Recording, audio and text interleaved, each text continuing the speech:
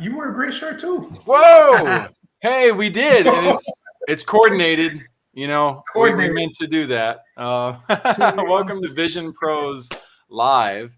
I'm here with Dean Forbes, friend, client, and now business partner at First Class Business. So, Dean, hey man, thanks for making the time on a Saturday. Oh yeah, man. Of course, man. This is fun. It's been a fun ride so far, and so yeah, let's go. Oh, man, hey, Vision Pro fans. Let's see here. So StreamYard had some super awesome announcements, by the way. They did some new things, dropped some new bombs on us today, which got us about 15 minutes behind on this from what I was hoping. But let me do this. I got to save these changes real quick. There we go.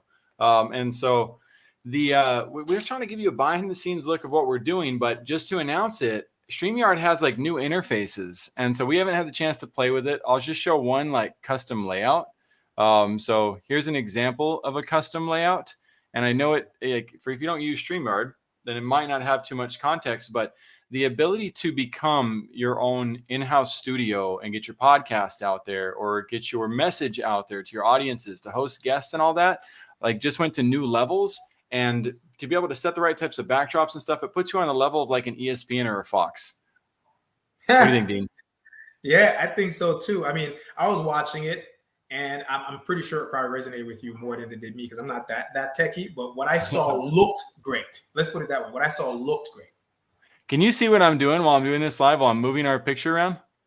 I can't see what you're doing when you're moving the picture around. I think you can only see that if you're the one controlling the interface. Ah, gotcha. I have it live. Let me do this. Update the layout. Now we moved, right? We did move, yeah. We moved to like the corner over here. Right. It's kind of weird. And I'm just playing with all this stuff because anybody who's watching this, like, you got to study your tools. You got to know about them. You got to know what's going on so you feel comfortable with them. So you're not doing things like this when you're live. This is kind of like a meta experience, by the way. We're getting y'all completely in the back end. There's nothing official about this other than the fact that Dean and I are now officially partners at First Class Business. And we're exploring all the essence of what that means. Mergers and acquisitions between the different brands, how we're going to associate on that, what types of relationships we're going to have with prospects and clients. Dean going to Sweden next week to train a bunch of people on sales while I run the company, a new chief operating officer involved. Hey, look at that. Manuel's jumping in and saying hi. He's our HR director, personnel trainer development manager, and also he's our sales manager as well. We all wear a lot of hats in this company. So Dean and I, Dean, how long have we been talking today? What did this start like? This is hour number 5.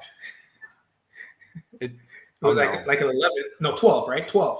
Oh my God! It might be hour number 5, but I think it was around 12. I remember waking up this morning groggy because I went to bed at like 4 to 5. I was playing the guitar almost all night. Like I was really, really like, I haven't played in a while. Yeah. And so I wake up because like 2 hours before my alarm, I set my alarm for like 10:50. By the way, because I was like, I can't do it. And Dean's gonna call me at 10 anyway. I woke up at like 8:53. Maybe 8:33, and whenever I texted you, right? Right when I woke up, I see that you texted me early, and I was like, "Oh my gosh, I feel dizzy." But here I go. Like I can't help it. I got to go into this because I wanted to. I know it's crazy. I know it's all right. Yeah, it's definitely crazy. And then the power was out this morning, so my whole morning kind of got thrown off too in terms of how it was going to start and where I was going to end up, but. It turned out to be a great day, man. I mean, the power came back earlier than they said it would, and we ended up being able to move things forward here. And it's been a great day so far. So welcome to behind the scenes as to what, crazy entrepreneurs do on a Saturday for fun.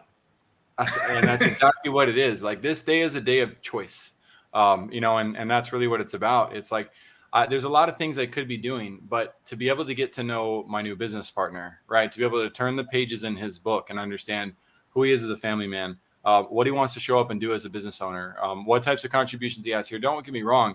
Dean and I have known each other for a couple of years now, and we've had super intimate conversations about business that have led us to this point of trust to where we're like, yeah, we definitely should combine forces on this. But it's a lot like a marriage. You won't find out what it's really like to be with somebody and to be working with somebody and to be managing things until you're like actually in it and doing it. And that requires a massive leap of faith. 100%. I mean, Jackson, you said it earlier when you talk about it being like a marriage. It's like you are definitely trusting the other person with your livelihood, with how you take care of your family, right? So when you become business partners, it's not just, hey, you're forming a profitable business that's going to make money. You're saying to that other person, hey, look, man, we are of the same vision in terms of what we want to do, but I'm trusting you to take care of my family, and you're trusting me to help you take care of your family.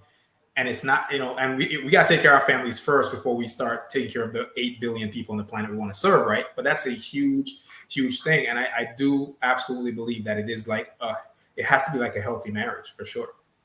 Dude, I agree. I think it's interesting too. I'm twice divorced, and I'm not currently in a marriage relationship, but I was when I established my first partnership with my silent partner, our silent partner now, Dr. Todd Snyder. And he was very aware of my marriage and what I was going through. And I was very aware of him and his wife and how their marriage was. I didn't know all the intimate details, very little about their personal relationship, but we have to be aware of the relationships in our lives that are affected by our relationships as business partners. And so I think that's why it's so important. I see so many people that don't do that. So many business owners, they get into partnerships and they kind of glaze over that. And they think, well, they're married and I'm married, so our marriages must be the same and we must really understand each other. And so let's just try to figure this out. And we wonder why 96% of businesses fail within 10 years. Is there any wonder with the lack of research, the lack of commitment, the lack of consistency that we put into things, the lack of formulas that we have for operating? There's a lot of things that can cause problems in both the business partnership and the marriage. But I also want to talk a little bit about balance, because we're here on a Saturday. And if anybody's looking at this that happens to be here, don't judge yourself for also being tuned in on Saturday, unless you're doing it when you know you should be doing something else. And I love you, but go away.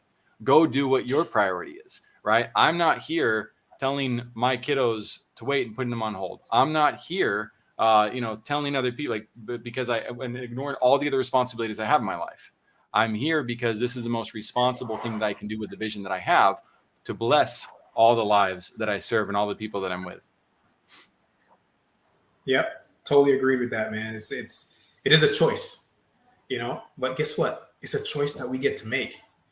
And at the end of the day, again, we talked about friction earlier, like what kind of friction we're willing to deal with. And I said to you, I'm willing to deal with a certain level of friction in order to complete what I know I'm called to do. Because it's not going to come with all flowers and rainbows and everything else. You're going to end up disappointing. So many thorns, people. You better be ready. Yeah. You're going to end up disappointing people, making some people mad. You're going to offend people. There are lots of things that are going to happen that are not going to feel good while you're going through the process of trying to build what you're trying to build. But you got to do it if you really are in it to win it the way you see it, the way you're called to do it. Then you have to accept that there's going to be some friction and bumps and bruises along the way. Hell, you might get knocked the hell out along the way, but you got to know you're doing the right thing anyway and just keep on trucking, man. Monty Maldine, this is a massive shout out for you. You are, after years, by the way, of working with thousands of realtors and doing different trainers, you are by far the best one that I ever worked with. I freaking love Monty Maldine. He helped me find my house in Hutto, just north of Austin, Texas, years ago when I bought my first house. And he was with Keller Williams. I don't know if he is now, but he had the background of an inspections guy. He knew how to construct houses. He protected us. But the coolest thing about Monty, and speaking of balance, I'd love to have his opinion and thoughts on this at some point and get the chance to talk to him about it. But Monty had this incredible ability to be there for me whenever I needed it. Now, that's extreme for some people's lives, right? The amount of dedication he put in, it would be easy for somebody on the outside to say like, wow, like, does this guy have a life? Is this guy, is he really that toxic? Is he that way? Does he show up that way everywhere that he does? But no, we went golfing together. One time he came to our open house and brought one of those like infusion things for us. But here's crazy. Northeast Austin, and he was living in Buda, which is south of Austin. And Austin traffic, by the way, it's notorious. People know about this, world famous, notorious. He would travel from Buda to Hutto in the middle of the night,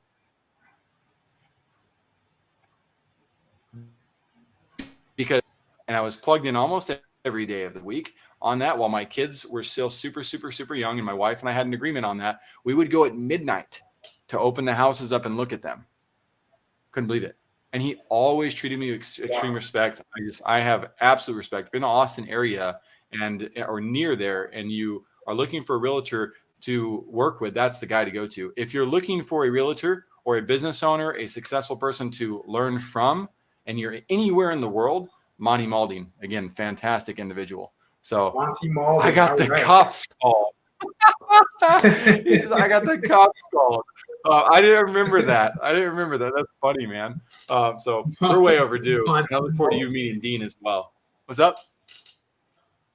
No, I said Monty Malding. Shout out to Monty Malding then, for sure. No question about it. Absolutely.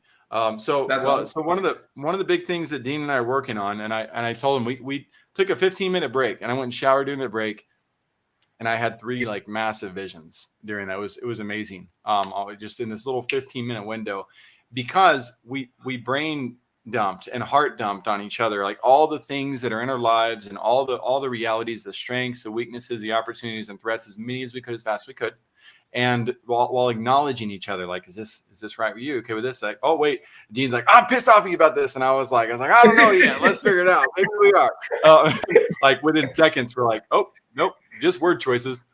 Just word choices on both sides. So there we are. And when you go and decompress from something like that, if you move on to the next task, you're kind of screwed, right? You got to have a plan or whatever. Well, we needed that time. So I'm showering and getting ready for okay, we're gonna get on Zoom real quick. And that opportunity to just meditate on what happened, bro. Now we're here live. Oh my gosh, we're not even gonna have time to talk about it because we got 7 minutes before we got to get to other responsibilities in life.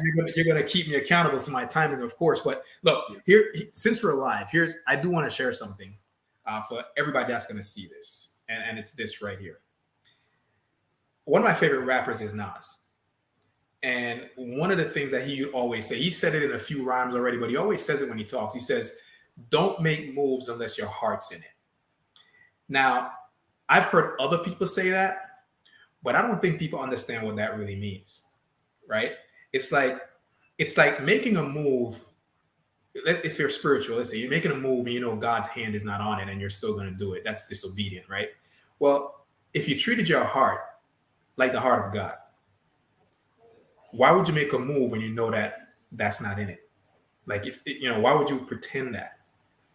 And so what I'm sharing is, if you've got something that you know your heart's really in, that you've been skipping out on, putting off, not doing, let me just tell you right now, it is the most fulfilling thing that you could ever do, is to make moves in your heart's in it. See, that's what this partnership means to me. My heart's in this.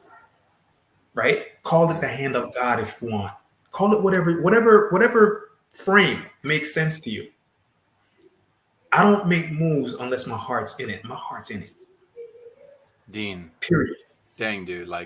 So I hadn't shared with Dean yet vision number 1. I hadn't yet said that. But vision number 1 that came to me and just hit me super loud and clear is, one of the things I'm pretty famous for saying and coaching on when I consult is the art of making space for other people's opinions, right? Where they come from and how they view things, other people's worldviews. I've been very careful over the last few years to, when I meet somebody new, I ask them, are you agnostic, atheist, spiritual, Christian, Muslim, Hindu, whatever? And I don't have any judgment on that. I embrace the fact that you have your own ability to choose, and we can appreciate each other's paradigms perhaps on that, right? So I try to make that space for people, and I've done so to the point to where I've been playing with this concept, this idea. I've been pondering it for many days and years, and it's always on my heart.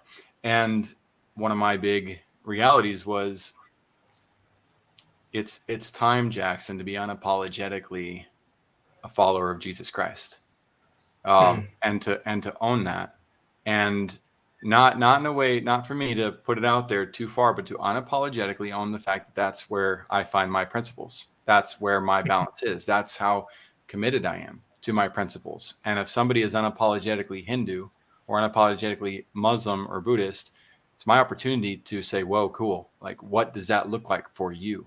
Because that gives me a framework that's universal that I can understand. Okay, well, we both believe in the the golden rule, for instance. I know that about those religions.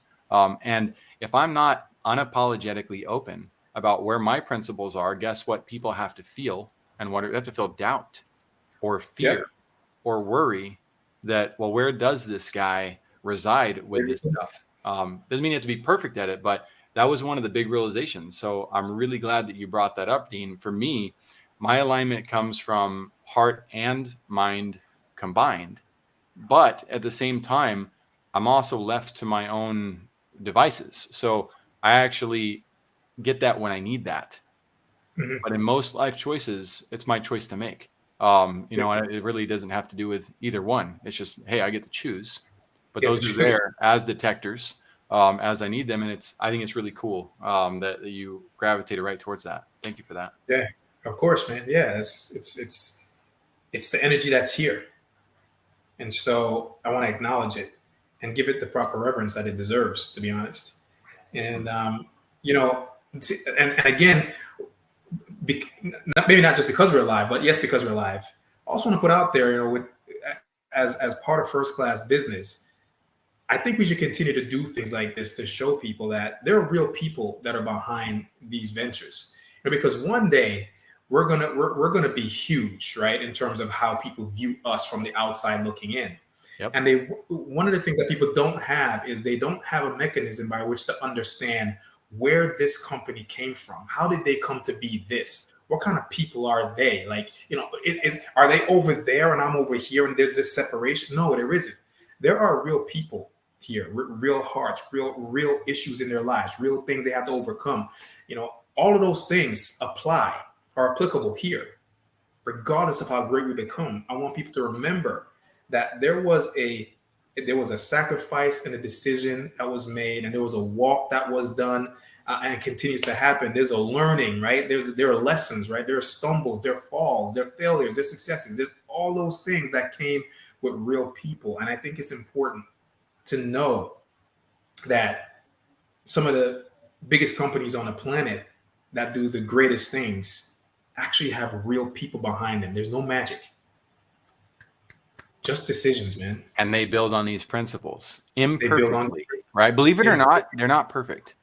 Believe it exactly. or not, right? And I know that some people make it seem like they're the devil because they're not perfect, right? But guess what? Here's another truth from my side of the book is I'm a big fan that Jesus said contention only comes from the devil. And so if we have a tendency to point our finger at others and label them as being the problem, guess what? We're being contentious.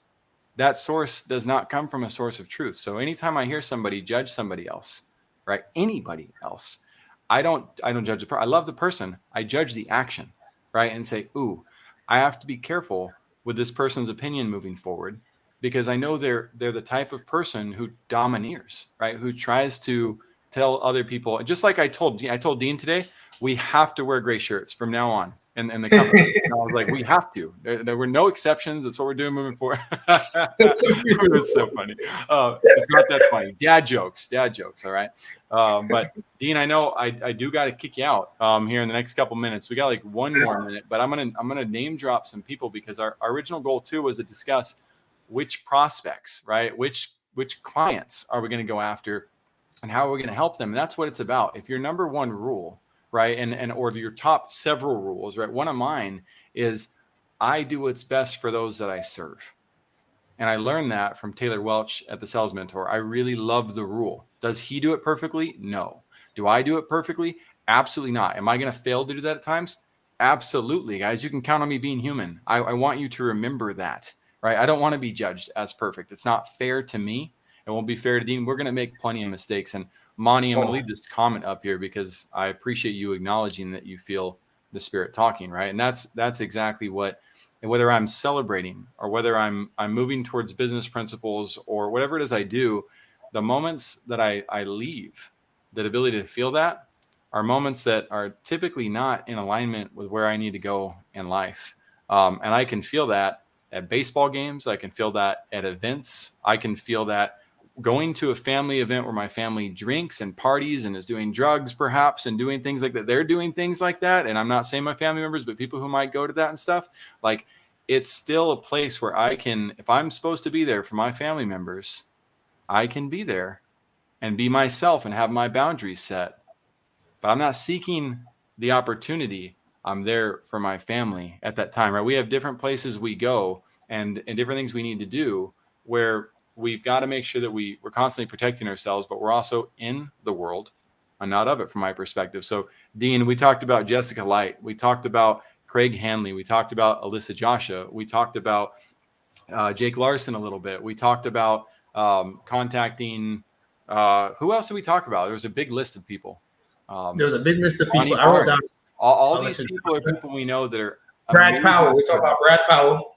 Brad Powell as well, right? Exactly. Mhm. All these people, like I gave you my list of about 70 different people who are kind of my closest to me, people I haven't had a chance to talk to in a while, but they're still like brothers or sisters from another mother. And they're people that I'm like, I know we could do so many amazing things with them. And it's time for us, with the way that our company is built and the structure, we can go forward and serve boldly. So if we named you, we're probably going to comment, and we really hope that you get the chance to see that and know that we're coming with a massive vision to say, guys, it's time for all of us to step up and do bigger things. So you want to close us out, Dean? I'll let you close us out. Listen, well, maybe Monty wants to close it out. I'm glad that he said he feels the spirit talking. I can hear that. Look, here's what I'm going to say. My closing arguments, as they say, the enemy only has one move. It's to divide family, friends, business partners, all our relationships. Wow, that is awesome. I love that. That's amazing right there. And all I can say is that, look, when I say coming, I want you to know something. We're not coming for anyone, but we are coming to serve everyone that we can touch, that needs we have to bring to the table. We're coming for that reason and that reason alone. Service. Amen and amen. Amen, amen. Welcome to Vision Pro's live impromptu episode on a Saturday. We look forward to seeing you and hearing from you soon. If you want to reach out to us, LinkedIn, Facebook, we're kind of out there, so it's not hard to find us. We don't bite, but we are here to serve. And if we see an opportunity to serve you, then we're going to let you know what that is, so we can figure out, is that what's best for you or not? It's your opinion. You decide what you're going to do. We're just here to invite you to take brave steps forward, and we're here to help support you as you do that. Everybody take care. Take care, guys.